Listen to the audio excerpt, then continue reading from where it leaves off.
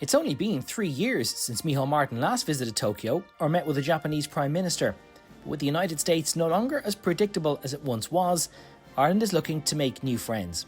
The Taoiseach is the third member of the government to visit Japan in just over a month. 6 different ministers are making the trip this year, as well as an Oireachtas delegation. The hope is that Japan, the world's third biggest economy, but only the 12th biggest export market for Ireland, will buy more Irish produce. But that wasn't the only item on the agenda. They were well briefed on the Irish situation, asking me the situation in terms of the protection of subsea cables, in terms of cyber security, and the steps we were taking to try and deal with those challenges. After lunch of Wagyu beef and Concannon, washed down with a glass of Guinness, it was off to Ireland House, the new Irish embassy. 3 years ago, Micheál Martin was here to turn the sod. Today, it was to cut the ribbon, in the company of Her Imperial Highness Princess Takamado and Japan's Foreign Minister Hideaki Fuji.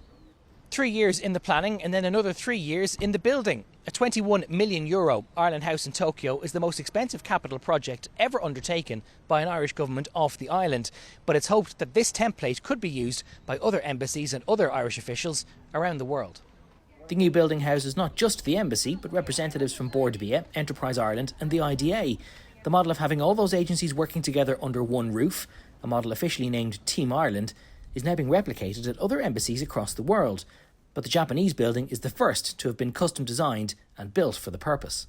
We're standing here in the courtyard space at the very heart of the project, which brings light in and around the interior of the building and allows views across to the spaces. So it's very active.